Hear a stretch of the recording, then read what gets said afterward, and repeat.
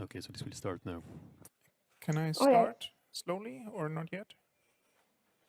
Start? Sure, okay. Sure. For me, yeah. Okay. Yeah. I always have to wait for the signal. If I'm starting to introduce people before the signal, then it's frowned upon, and I don't get a glass of wine tonight or something like that. So, okay, everyone. I understand that it's after lunch. I understand that we're all just shuffling our stuffed bellies down the stairways, and I appreciate that the room is filling, because we have another wonderful speaker, researcher, and artist waiting for us, who is on the screen already. Hello, Joana. Hi. So Joana Moll is a researcher and artist. She is, I think half based in Berlin, half based in Barcelona right now, working for the Center for the Critical Interface Politics Research Group at Hangout in Barcelona. That's a center for art and research and production. Yeah. Yeah, but not anymore. I what? should take this out from my bio. Okay. I mean, then it stopped a year ago or something. Then, Joana, I just leave the floor to you. And yeah, thanks a lot for being with us. And I'm looking forward. Thank you. Okay, hello, everybody. I hope you had a nice lunch. I didn't have lunch yet. And that's the thing with being at home and just giving talks, right? Just take it very easy. But anyway, so as Jan said, I'm going to introduce a much more artistic approach to data and sustainability. It's more like data and pollution more than sustainability. And then we can discuss more in depth what sustainability means in the web or in data, if such thing does exist actually. But I'm going to present 3 projects that I did in the last almost 10 years, which explore this issue. And so I'm going to share my screen, if I manage to do that. Okay, now you're going to see yourselves, I guess. And now, okay, can you see this? Yes, it's working. Yeah, it's working. I'm going to, okay, make full screen. So this is one of the first projects that actually I'm going to play it live. I think it's going to be much better. Can you see this? Yes, looks good. Yeah, so it's like an app that's running. Sometimes I'm not sure if I'm switching properly screens. So this project is called CO2 Girl, and I did this project in 2000 actually I produced it in 2014, but I started to research it in 2013. And this project came from a very, very stupid question, really. So I remember one day I was in front of my computer, and in 2013, I said, okay, this can't come for free. This has to come from somewhere, right? All the energy needed to load everything that I'm doing right now. And after I asked this question to myself, I felt so stupid again, because like, of course. But I felt it was very problematic that until that point, I never asked it. So I never wondered where all these things came from. There's probably like a lot of resources needed to run the internet.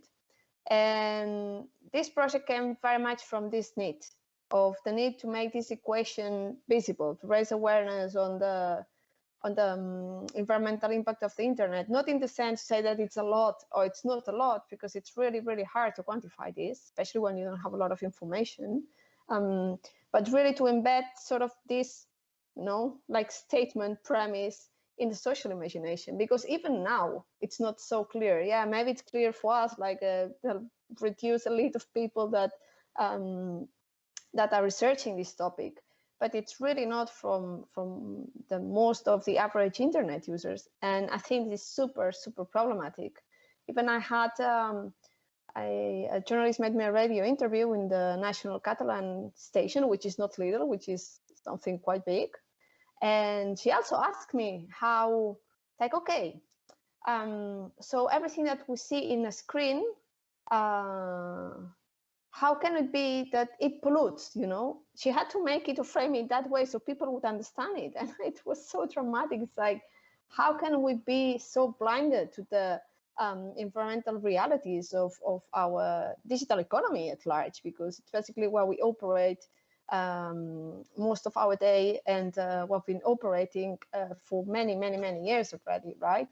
So this is why I did this project, and I think it was very necessary to start digging into this issue and make it visible and aware and available to a lot of people. So as you can see, this project, there's just a lot of numbers that go up. It's an estimation. This by no means pretended to be like an exact number. Even I contacted Google and they didn't know, and they would never give me the amount. And also, like, as you all know, like, the internet is such a complex ecosystem, and it's so many different things to operate that it's impossible to truly grasp the amount of energy needed to run it. Yeah, so this was really an estimation that it was a number that allowed me to enact all this awareness that I talked to you about. And after I did this project, I had a lot of problems. I have a lot of problems with numbers a lot of times, because I feel that numbers say a lot of things, but they do not communicate a lot, in the sense that, for example, in this example, you can see that there is a number that is growing, and it's growing up. It's going very fast, but you can't really grasp what this means for you as a human, yeah? What this means for the environment, which implications do they have? So after a couple of years, I did this other project. It's called the Forest, of course, which tries to, again, in a very estimated way, to visualize this, the amount of trees that we would need in order to mitigate the real-time emissions of CO2 derived from the use of Google in real time, the access of to the google.com page. Yeah, of course, it's a super estimation, but here I was really exploring ways to communicate, as again, this equation of the digital realm is very highly polluting, or it has an environmental cost that we cannot grasp, and in a way that it could affect the body. Yeah, that it would touch you in a way, okay, we can relate much more to a tree than to numbers. Yeah, and I found, I mean, I exhibit this project, both projects, like extensively all over the world. And I felt that this project had a much more dramatic effect on people than the other one, because it sort of generates this vertigo of, that's a lot, you know, we should stop, because this is happening as I'm opening this, and everything that everybody wants to do just to shut down this browser. Like, please stop, don't kill more trees. Yeah, and I think that was very effective as well. We can discuss this after if you have any question. Yeah, so again, okay, now, because I cannot really see you, I'm gonna stop. Okay, I see you here. And now I guess you can see yourselves and the screen, because I'm not sure if yeah? Okay. So also, I mean, these two projects really talk about this difficulty to represent climate change and environmental impact. That it's something that we strongly need, because we are totally disconnected from the material realities that build our world. Yeah, like our world, I mean, our devices, our machines, our social interactions, everything. But we have to visualize this harm in order for us to be aware. But it's highly problematic and highly difficult to visualize this. Yeah. But anyway, that was like 2 attempts. And now I'm going to go to the 3rd attempt on doing that. So I'm going to close this because it's also very disturbing to me. So I did. Okay, now I have to. Just a sec. So this is a project that I did in 2019. Yeah, because of COVID. Like, I guess, like everybody I talked to, they have the same feeling that 19, 20, 21 are very blurred, and sometimes I mix up the dates. But yeah, this was a project that was commissioned by European grant that I developed at Impact in the Netherlands. It's called The Hidden Life of an Amazon User. And what this project tries to do is to disclose all the heavy environmental impact, not just of data, but all this culture of data extraction from these giant IT companies. So everything started when I tried to buy this book. Of course, I did it in purpose. So this book is called The Life Lessons and Rules for Success, The Journey, The Teachable Moments, and a very, very, very long subtitle that I cannot read now, from Jeff Bezos. Yeah, so the book, even though it has like this huge title, and this is something I keep on repeating in every talk, it's very thin. It was just like 62 pages, and the font size was like 20. It was massive anyway. And one of the, I think like the most useful tip that he gave was like sleep 8 hours. Yeah. And it's like, yeah, exactly. That's how you become rich, not extracting data from all the millions of users that you have, right? But anyway, so that was the book. So what I did while buying the book, I had to do this several times, I have to say. I kept track of all the interfaces that Amazon made me go through. Yeah, so I did the minimum set of steps required. I didn't click on any extra image, on any suggestion, on advertising, on nothing. I just went straight to buy the book. So here's the homepage where I put Jeff Bezos. And then I got like suggestions of what I could buy from Jeff Bezos. And then I picked this book. Then this page showed me the product, and I could read all the reviews, etc., etc. Then I added to the basket where I had more suggestions of a book that I could buy. Of course, there was Bill Gates, Elon Musk, etc., etc. It was a total of 12 interfaces. Then I had to select the shipping address, and I had to sign in. Then I went to the shopping cart. Also more suggestions of very influential people. Steve Jobs appeared here. Anyway, it's funny that no woman appeared here, just men. Choose your shipping options. Select the payment method. Choose a billing address for the second time. Review your order. And yeah, thank you, your order has been placed. Like some sort of checkout for the order. Yeah, everything was in place. And here there was Michelle Obama. Finally a woman, but still, you know. Anyway, more suggestions. So I also, along with tracing these interfaces, I also traced the code that was loaded beyond the interface. And that was massive. It was more than 80 megabytes of code. And it was, I'm just gonna show you pictures so you will make an idea. So this was more than 10,000 pages of printed code. Yeah, it was like this. This was like the amount of tower of code that was loaded beyond these interfaces. And I also calculate the amount of energy that my computer needed in order to load all these scripts that basically they run the website along with sucking all the data that they can from the user and other things. But this is quite big. Yeah, and I said, again, for me, it's really, really important to explore strategies, visual strategies that help to understand the heavy environmental cost of all this process.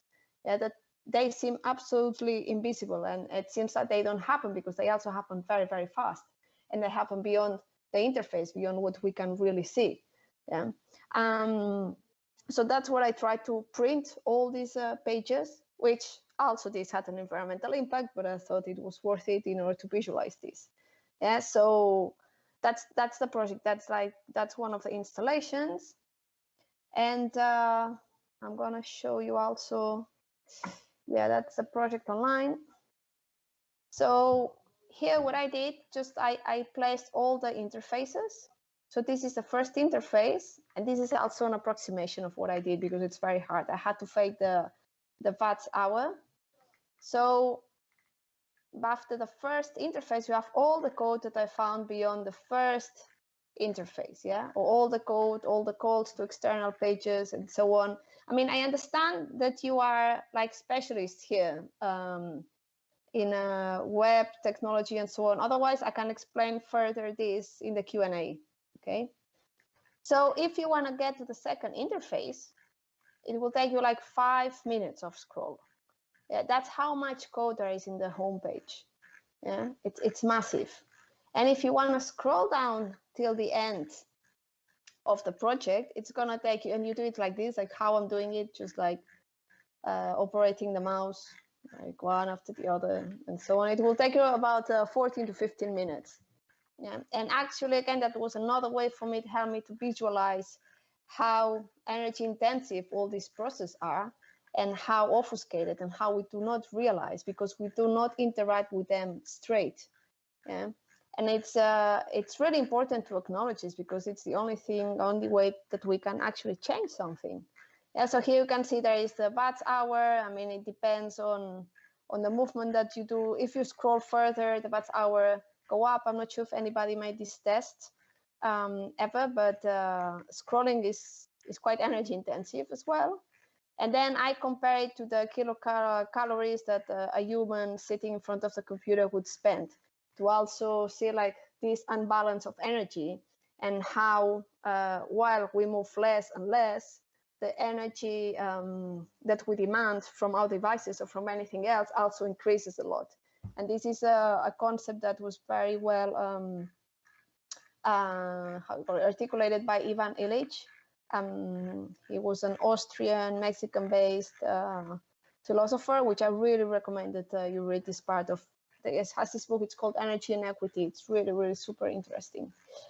So yeah, I mean, I could keep scrolling for 12 more minutes. It would be a bit boring, but as you can see, we didn't get to the second interface yet. I could fake it a bit, but I think I will leave it at you if you want. And if it's okay, yeah, I'm gonna mention one last thing before going to Q&A. So this project is really about, I'm gonna close, stop sharing. Just a sec. Yeah, here we are. So I guess you can see me now. No, you can't. Oh, you couldn't see me all this time. Strange, so my computer is doing something weird. When I start sharing my computer, my video turns off. But anyway, can you see me now? Yes. Yeah, okay, perfect. So this project, The Hidden Life of an Amazon User, it really talks about this double exploitation of the user, which the user is not just exploited by means of free labor, in the sense that when we access any digital service, any platform, whatever, I mean, the major business model of those companies is to extract data and to sell data. Yeah, that's especially for advertising purposes, which is still like the biggest business model of the internet, and especially with big companies like Google, for example. So it just talks about this double exploitation of the user, where exactly what I said. It's not that your interaction with any digital service is being monetized at the end, yeah, to ultimately generate revenues for these companies. But also we have to assume part of the environmental impact and energy cost of such exploitation. And we don't tend to see this like that, because every time we go to Amazon, go to Google, go to Facebook, go to any platform, shopping, anything that we can think of, all those scripts, all these 80 megabytes of scripts that I talked about, which of course it differs depending on the website that you visit, they are downloaded in your computer. Yeah, and there is a data transfer, a part of the data transfer of this data extraction that it has to be assumed by users. Yeah. And it's not just because we talk a lot about privacy rights, but what about energy rights? Yeah, because what? It's just like I'm being surveilled, all my data is being used, but also I have to assume involuntarily part of the energy demanded to do this. Yeah, and we don't talk about this. And I think that's also a critical aspect of corporate surveillance. And now I'm doing a project. I cannot really share it here because it's on the making. We're doing a research in collaboration with Barcelona Supercomputing Center, which we try to analyze the energy consumption of the top 1 million of the cookies or tracking technologies found in the top 1 million websites. This is going to be ready by October, I hope. Let's cross fingers. Exactly to dig in more in this concept that I think it's crucial to reveal in order to develop more policy that goes into that direction, that privacy is also energy intensive. Yeah, and this is something that I think has to be urgently addressed. So thank you. We can go to Q&A if you want. I'll be happy to take any question.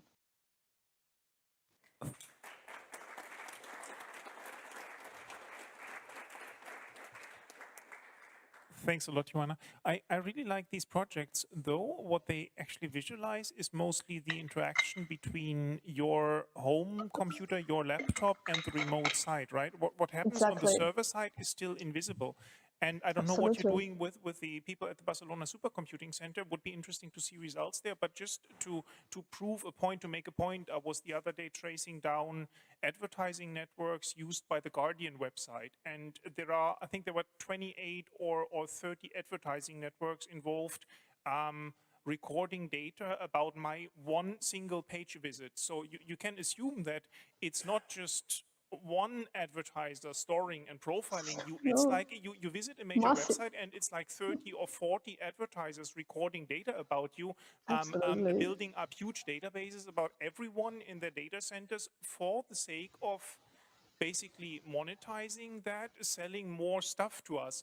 And often I'm wondering, like, how could we possibly move to a post-growth, degrowth economy while we are exposed to industrial means to record, to profile us, to the latest science in psychology and whatsoever, just to sell us more stuff? So we can't. It's as simple as that. We can't. Because at the end, like digital economy is interacting within capitalism, right? Which is accumulation and accumulation and accumulation. We can't. Yeah. Interesting.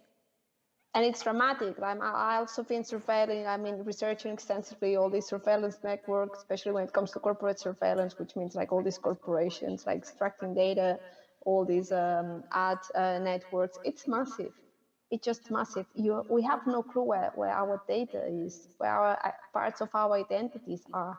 They're just scattered all across these different networks of exploitation.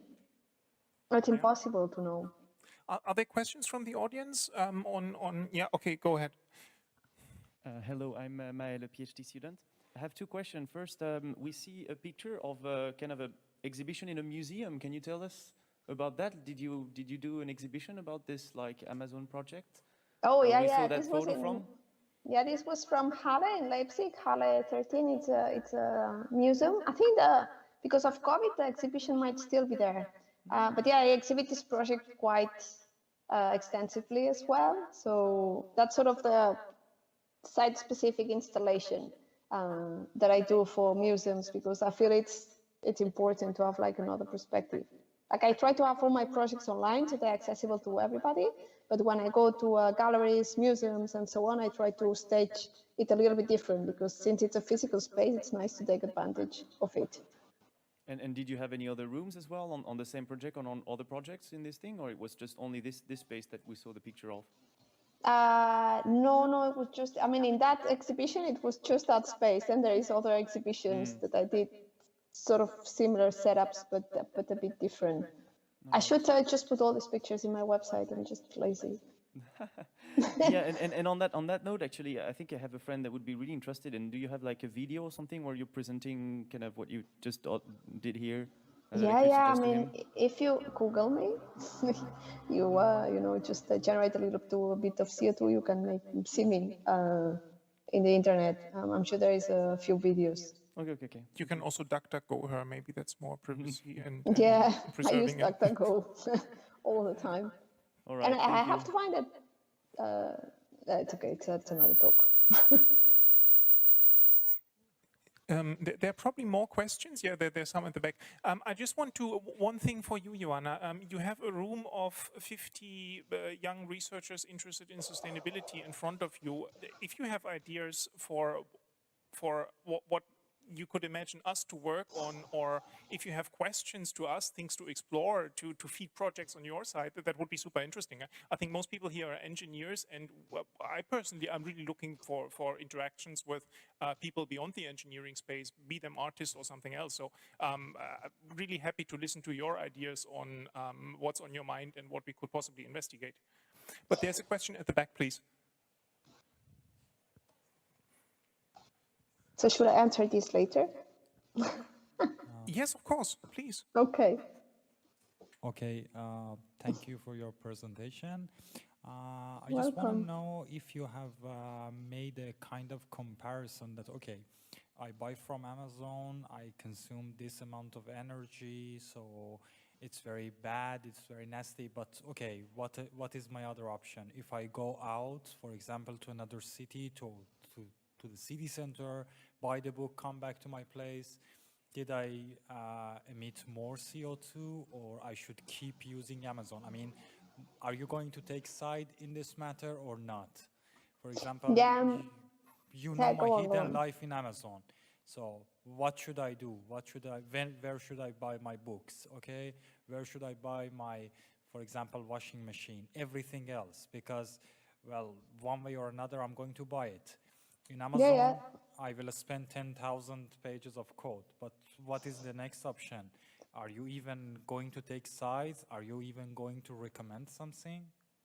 Yeah, I mean, I could. I think like, I mean, Amazon, I mean, probably the part of the code and what's in your browser, I mean, it's big.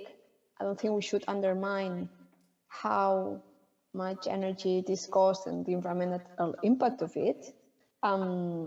But Amazon is much bigger than their website. I mean, they have a massive infrastructure, you know, like physical data centers. They have also all these storage rooms where they put all their products. They're shipping things very fast, means that I guess they use a lot of flights. I'm not an expert in Amazon, but there is a lot of studies that talk about the environmental impact of Amazon at large. And I mean, I think we should avoid this kind of practices as much as we can by staying more local. And for example, like personally, what I do, of course, there is sometimes that I use Amazon because there is things that I cannot find it anywhere. But I found a lot easier and a lot nicer to call, like I have a library, a bookshop next to my home, which I go regularly, and I just ask them for books. And they get it to me at the same time as Amazon is getting them to me, for example. Okay, but I'm not going to deny that you can find it somewhere else, but just let's look at this in a different way, okay? If we, for example, combine everything and optimize something, you usually get a more optimal answer than if, for example, you make it 50 problems and solve it, which is generally optimal.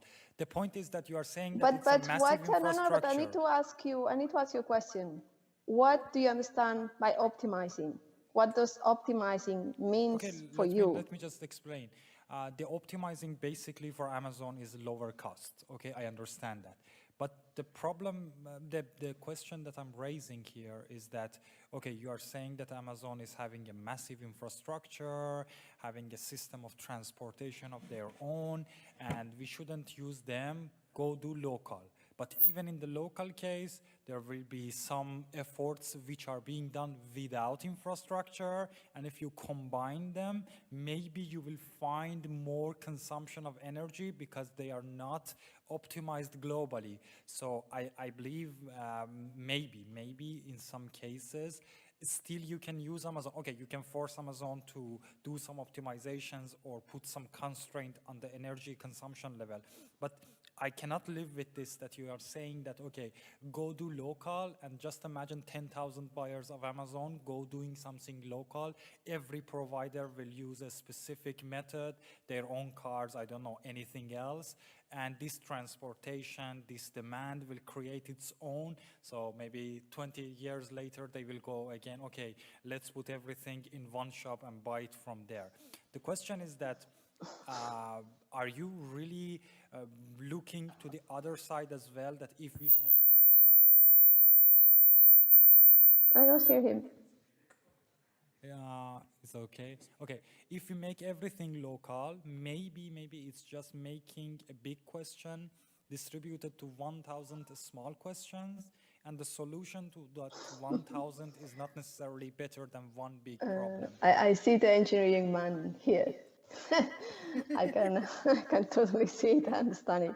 Okay, I understand your point. First, I'm not an expert in global change and the energy impact of global change of transportation. You know, I'm just really focused in the digital realm here. Second, I mean, I get what you say, Yeah, I get it. But there is a problem with optimizing. Are you familiar with the Jevons paradox? No. All right. So Jevons paradox, it's a paradox of efficiency. Yeah, that it says that indeed, as you say, like something can be more efficient, it means that it needs less time and less resources in general. Yeah, the problem with this, it's that this increases the demand. So what something was initially efficient, it's not efficient anymore because you have more demand and then you need to employ more resources in this. So the resources that you were trying to save in the first time, they get multiplied because this becomes cheaper, because it becomes easier to use, and so on. Yeah. That's the problem we are studying here, exactly, the rebound effect, okay? So that's a problem. And then, well, I can answer the question if you want. Or I don't understand exactly what you're asking me here, because you say that no local this. I think that there has to be a change, and we cannot expect that this change is coming from technology alone. Yeah, we're not going to solve the energy problem that we will face in the next years by just relying on technology and engineering. I'm sorry, there has to be a major shift in social interactions. And that means also producing consuming much less and needing less in general. Yeah, because as we see, resources are not infinite.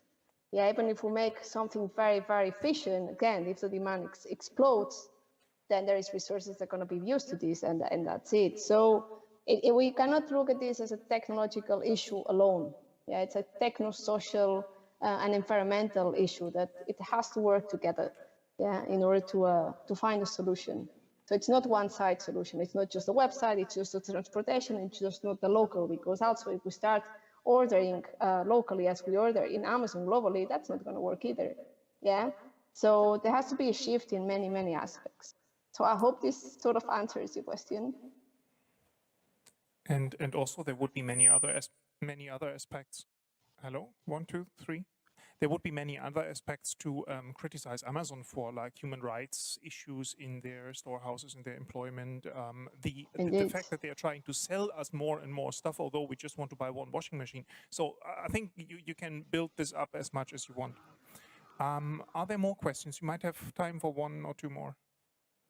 Yeah.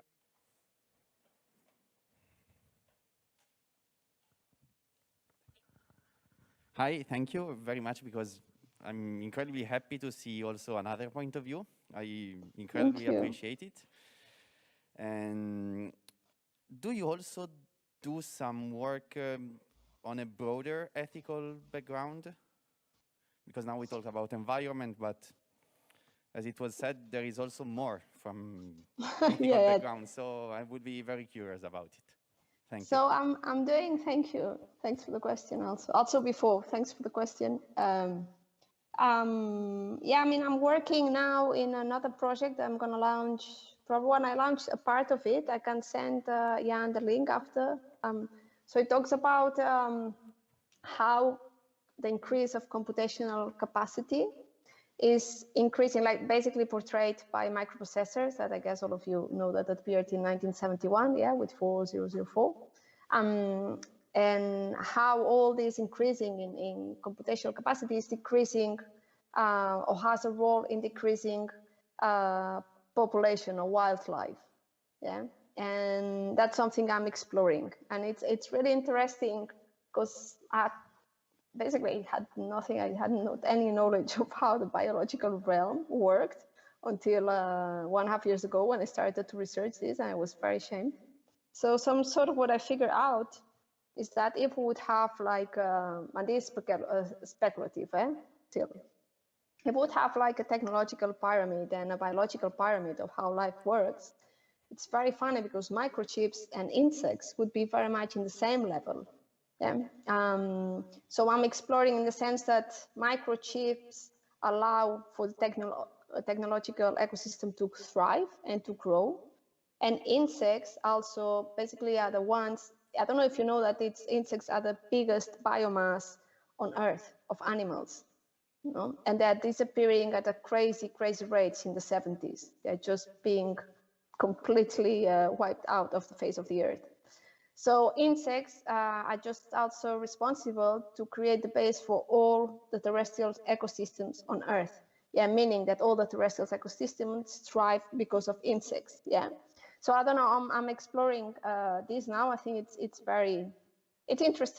You know, it's still speculative work at the moment, but it's very interesting to see like the parallelism between these two worlds, technological and the biological, which we tend to separate, but we can't in the end, because everything that's technological is basically built on natural resources.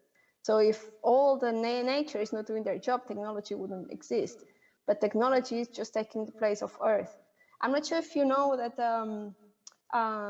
in 2020, finally, we managed like anthropogenic mass, which means everything that we build, concrete, plastic, anything, yeah, that we build as humans, was bigger than the biomass of the world, yeah, on the terrestrial, on the Earth, not of course inside of the Earth, but on the face of the Earth, which I think is quite dramatic also.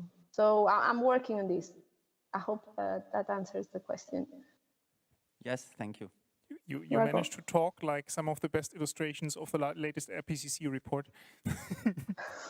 As someone who used to have a degree in biology from a long time back, I find these comparisons super interesting, and it's something I would never come up with myself.